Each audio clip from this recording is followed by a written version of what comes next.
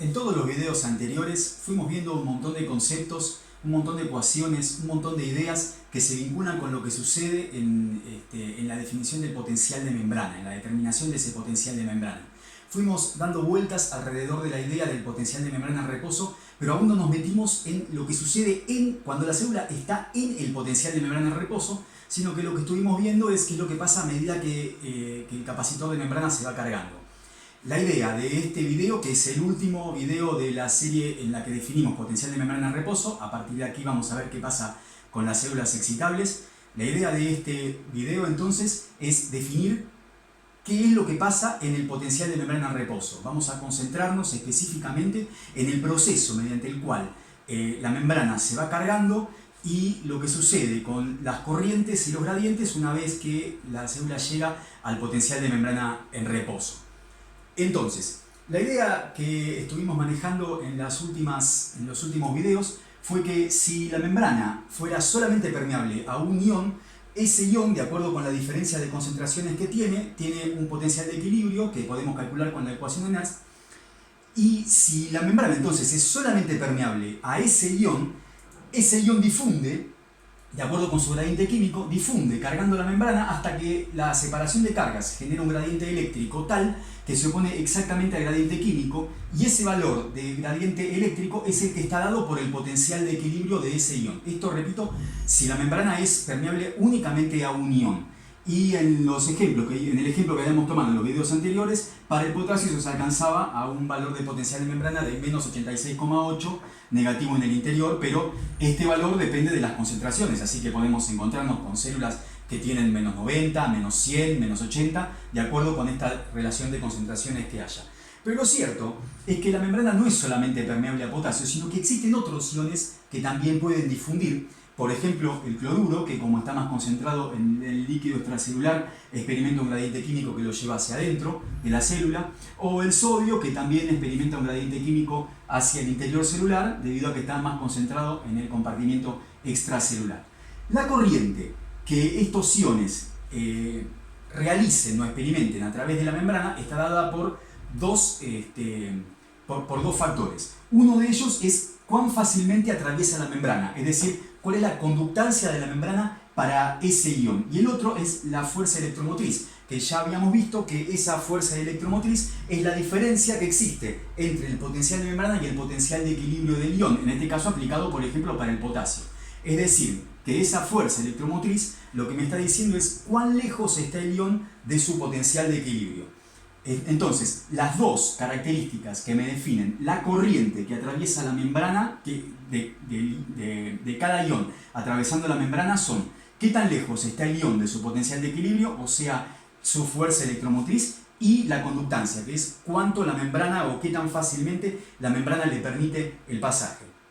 Entonces, con esta idea, con estos gradientes químicos definidos para esos iones, siempre vamos a representar en todos los esquemas el líquido extracelular en la parte de arriba y el líquido intracelular en la parte de abajo. Vamos a tomar la idea del proceso mediante el cual se va cargando la membrana, y así vamos a llegar a entender la idea de qué es lo que sucede en el potencial de membrana en reposo. Entonces vamos a empezar con una membrana que esté completamente descargada, es decir, el potencial de membrana vale 0. No importa cómo llegó la célula hasta esa situación, imaginemos que la situación de nuestro estudio arranca de esa manera, con la membrana sin cargar.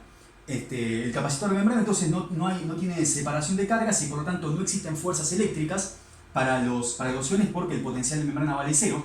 Y entonces lo primero que hacemos es calcular los potenciales de equilibrio para estos tres iones de acuerdo con la relación de concentraciones que haya. Para eso utilizamos la ecuación de Nernst. Nos encontramos, es un ejemplo hipotético, en el caso del potasio, un valor arbitrario de menos 90 mV calculado por la ecuación de Nernst para una situación en particular. Para el cloruro, menos 85 mV, recuerden que el signo indica el signo de intracelular, y para el sodio, un potencial de equilibrio de más 60. Con estos valores, entonces, y de acuerdo con este potencial de membrana, recordemos que la fuerza electromotriz es la diferencia que hay entre el potencial de membrana y el potencial de equilibrio, o sea, 0 menos menos 90, me queda más 90 para el caso del potasio, 0 menos menos 85, me queda más 85 para el caso del cloruro, y 0 más 60 me queda perdón, 0 menos 60 me queda menos 60 en el caso del sodio. Entonces, tomando los valores de conductancia relativa para estos tres iones, recordemos que la membrana es muy permeable a potasio, bastante permeable al cloruro y muy poco permeable a sodio, pero los valores que elegimos son completamente arbitrarios. Existen células en las cuales la conductancia va a ser esta, otras que tienen otra relación de conductancias, pero tomamos esta relación. La idea entonces es que habíamos calculado cuáles son las fuerzas electromotrices para cada uno de los iones y habíamos encontrado estos valores para potasio, cloruro y sodio, y entonces el producto de la fuerza electromotriz por la conductancia me da la intensidad de corriente a través de la membrana para cada uno de los iones, y me encuentro con que entonces para el potasio más 90 por 1 me da más 90, para el cloruro más 85 por 1 más 85, y para el sodio menos 60 por 0,05 me da menos 3. Como vemos acá entonces, en este punto del ejemplo que estamos tomando, con el capacitor empezando a cargarse, entonces vemos que la corriente de sodio es insignificante con respecto a la corriente de potasio y de cloruro.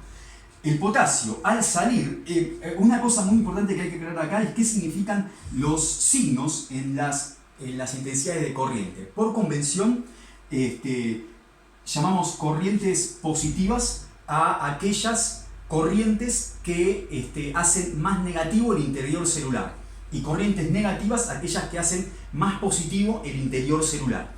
A estas corrientes que hacen más negativo el interior celular se las llama corrientes salientes, y a esta que hace más positivo el interior celular se las llama corrientes entrantes.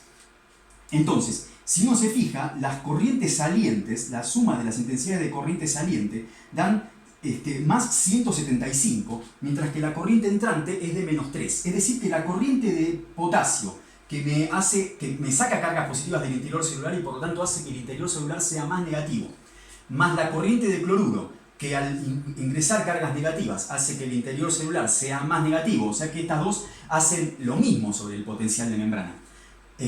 Sumadas me dan 175, y estas son muy superiores a la corriente de sodio, que es la única corriente entrante, por lo menos la principal. Tenemos una pequeñísima corriente de calcio, pero la principal es la de sodio. Entonces, existe una pequeña corriente de sodio entrante, pero que no está ni cerca de la magnitud que tienen las dos corrientes salientes. De modo que estas dos corrientes, la de potasio y la de cloruro, le ganan por muchísimo a la corriente de sodio, y por lo tanto el interior celular comienza a hacerse negativo. Entonces, mientras el potasio y el cloruro van cargando el capacitor y el sodio lo va descargando, el interior celular se va haciendo cada vez más negativo con respecto al extracelular. Entonces tomemos una situación intermedia donde, por ejemplo, el potencial de membrana haya llegado a menos 30 milivolts. En algún momento, mientras el potasio, el cloruro y el sodio difunden, el potencial de membrana, como se va haciendo cada vez más negativo debido a estos flujos, va a llegar al valor de menos 30. Entonces, imaginemos esa situación donde sacamos una foto en el momento preciso en el que el potencial de membrana vale menos 30. Los potenciales de equilibrio, como las concentraciones ya hayamos probado en otro video que no cambian, entonces tenemos que mantenemos los potenciales de equilibrio porque la diferencia de concentraciones sigue siendo la misma, pero la fuerza electromotriz ahora cambió, porque la fuerza electromotriz es la diferencia que hay entre el potencial de membrana y el potencial de equilibrio. Ahora, como el potencial de membrana es menos 30, está más cerca el potasio de su potencial de equilibrio. Antes era 0, y ahora al estar en menos 30, la membrana, entonces el potasio está más cerca de su potencial de equilibrio. Por lo tanto, su fuerza electromotriz es más pequeña que antes. ¿Sí? Tenemos menos 30 menos 90 me da más 60. Para el cloruro, menos 30 menos 85 me da más 55. Y para el sodio, menos 30 menos 60 me da menos 90. Entonces, la fuerza electromotriz para potasio y para cloruro se hicieron un poquito más pequeñas, pero para el sodio se está alejando de su potencial de equilibrio, y por lo tanto la fuerza electromotriz para el sodio es más grande. Ahora bien, entonces, las permeabilidades siguen siendo las mismas, ¿sí? Las conductancias son las mismas, y entonces la fuerza electromotriz para esta situación es la que calculamos recién. Entonces me quedan las nuevas intensidades de corriente en este momento en el que sacamos esa segunda foto. Me dan para el potasio 60 por 1 más 60, para el cloruro 55 por 1, 55, y para el sodio menos 90 por 0,5 menos 4,5. Es decir, que comparando con la corriente que teníamos cuando el potencial de membrana valía 0 milivolt, la corriente de sodio es más grande hacia adentro. Pero la corriente de potasio y la corriente de cloruro son más pequeñas que antes. Pero siguen siendo muchísimo más grandes que la corriente de sodio. Y por lo tanto, lo que sale de potasio con lo que entra de cloruro le ganan por muchísimo a lo que entra de sodio. Y por lo tanto, el capacitor sigue cargándose y la membrana sigue haciéndose más negativa del lado intracelular. Entonces, vamos a imaginar que el proceso sigue, la membrana se sigue cargando y llegamos a otra situación en la cual el potencial de membrana ya bajó mucho y llegamos a menos 80 milivolts. En esta circunstancia, entonces, los potenciales de equilibrio de los iones siguen siendo los mismos porque eso dependía de la concentración. Entonces, la fuerza electromotriz para el potasio, ahora el potasio está muy cerca de su potencial de equilibrio, su potencial de equilibrio es menos 90 y estamos con un potencial de membrana de menos 80, está muy cerca, su fuerza electromotriz solo vale 10 milivolts. Para el cloruro entonces tenemos menos 80, menos 85 me da más 5 milivolts. Y en el caso del sodio, que teníamos más 60 para el potencial de equilibrio, me queda potencial de membrana menos 80, más 60 me da menos 140. Entonces, con estos valores de fuerza electromotriz y manteniendo los valores de las conductancias, tenemos que las intensidades de corriente ahora son, para el caso del potasio, más 10 por 1 más 10. Para el cloruro, más 5 por 1 más 5. Y para el sodio, menos 140 por 0,5 menos 7. Vemos que la corriente de sodio, a medida que el sodio se aleja de su potencial de equilibrio porque el interior celular se hace cada vez más negativo, se va haciendo cada vez más grande. Y la corriente de potasio y la corriente de cloruro se hacen cada vez más pequeñas. Ahora, a este valor de potencial de membrana, menos 80, la corriente de sodio ya empieza a ser mucho más parecida a la corriente de potasio y cloruro. La suma de las corrientes salientes ahora es más 15 y la suma de las corrientes entrantes es 7. Por lo tanto, ahora las corrientes se parecen, pero aún así, a este valor de potencial de membrana, todavía la corriente de potasio y la de cloruro le ganan a la corriente de sodio. Por lo tanto, el capacitor se sigue cargando, es decir, este flujo sigue siendo más grande que este y por lo tanto la membrana sigue cargándose a un valor cada vez más negativo. Entonces, la pregunta es, ¿hasta cuándo va a pasar esto? Bueno, comparemos entonces los valores de las intensidades de corriente de cada uno de los iones de acuerdo con estos valores de potencial de equilibrio y estas conductancias para diferentes valores de potencial de membrana. Lo que hice fue transcribir a esta tabla los datos que habíamos visto en las diapositivas anteriores. Entonces, la corriente de potasio, a medida que el potasio se va acercando a su potencial de equilibrio de menos 90, a medida que me acerco, la corriente de potasio se hace cada vez más baja. A medida que el cloruro se acerca a su potencial de equilibrio, ¿sí? Cuando el potencial de membrana se va pareciendo más al potencial de equilibrio del cloruro, la corriente del cloruro baja. Y a medida que el potencial de membrana se hace cada vez más lejano al potencial de equilibrio de sodio, la corriente de sodio sube. Entonces, si uno piensa esto, como el capacitor de membrana, de acuerdo con estas circunstancias, sigue cargándose, entonces la idea es que en algún momento la membrana va a ser lo suficientemente negativa como para estar tan cerca del potencial de equilibrio de cloruro y de potasio, que su corriente sea muy pequeña, y muy lejos del potencial de equilibrio de sodio como para que su corriente sea más grande. En ese momento en el que las corrientes salientes dadas por el potasio y el cloruro igualen a la corriente entrante de sodio, en ese momento la membrana llega a su potencial de membrana en reposo. Y eso sucede aproximadamente, para este ejemplo, sucede a este valor de potencial de membrana. Cuando el potencial de membrana, para este ejemplo, alcance los menos 83,9 milivolts, lo que sucede entonces es que para el potasio, menos 83,9, menos 90 me da más 6,1. Hacemos lo mismo para calcular la fuerza electromotriz para el cloruro, menos 83,9 menos 85.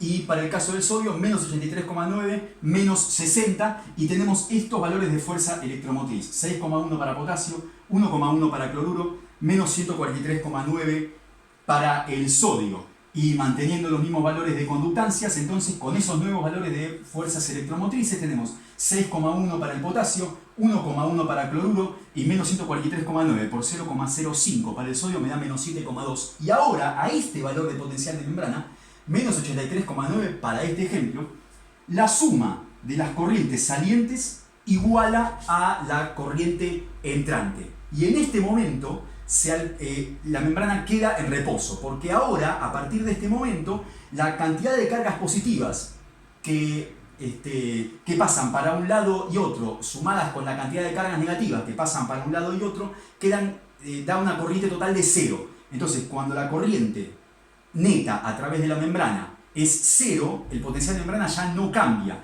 Y entonces se puede mantener en un valor definido, en este caso menos 83,9. ¿Por qué la membrana termina en este valor? Porque este valor está lo suficientemente cerca del potencial de equilibrio para el potasio, de modo que al multiplicarlo por una permeabilidad muy alta, la fuerza electromotriz es baja, la permeabilidad es alta, me da una corriente relativamente baja. Lo mismo para el cloruro. Y para el sodio, que tiene una permeabilidad muy baja, entonces al multiplicar eso por una fuerza electromotriz muy grande, me da una corriente que consigue igualar a esto.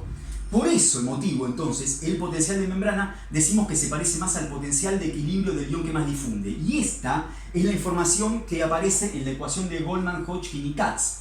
De modo que en el potencial de membrana en reposo, las corrientes entrantes son iguales que las corrientes salientes. Es decir, cuando decimos corriente entrante, fundamentalmente sodio y calcio, la corriente de calcio es insignificante, la principal por muchísimos órdenes de magnitud es la de sodio. Y esto entonces es igual a la suma de las corrientes salientes, que son la de potasio y la de cloruro. En general, el potencial de membrana en reposo es un poquito más alto que el potencial de equilibrio del potasio y que el potencial de equilibrio de cloruro, y es bastante más bajo, más negativo, que el potencial de equilibrio de sodio. Entonces, ahora ya pudimos ver cómo es que la membrana llega a ese valor y por qué el potencial de membrana se mantiene en ese valor. Entonces, ¿qué es lo que lo hace cambiar? ¿Cuándo puede cambiar el potencial de membrana? Bueno, el mantenimiento del potencial de membrana depende del balance entre las corrientes entrantes y las corrientes salientes. La idea entonces es que si las corrientes entrantes son iguales a las corrientes salientes, el potencial de membrana no cambia. Si las corrientes salientes, que son las corrientes por definición, por convenciones esto, las corrientes salientes, que son aquellas que hacen el interior celular más negativo, si esas corrientes salientes son más grandes que las corrientes entrantes, entonces el potencial de membrana se hace más negativo, o sea que se hiperpolariza, y si las corrientes entrantes son más grandes que las corrientes salientes, las corrientes entrantes son las que hacen el potencial de membrana más positivo, entonces si las corrientes entrantes son más grandes que las corrientes salientes, el potencial de membrana sube, que es entonces lo que aparece, lo que pongo en esta última diapositiva. Si las corrientes entrantes son mayores que las corrientes salientes, entonces el potencial de membrana sube, se hace más positivo o menos negativo. Si la corriente entrante es menor que la corriente saliente, el potencial de membrana baja, es decir, que la membrana se hiperpolariza, en este caso se despolariza, aquí se hiperpolariza. Y el potencial de membrana se mantiene estable, es decir, que no cambia cuando las corrientes entrantes son iguales a las corrientes salientes.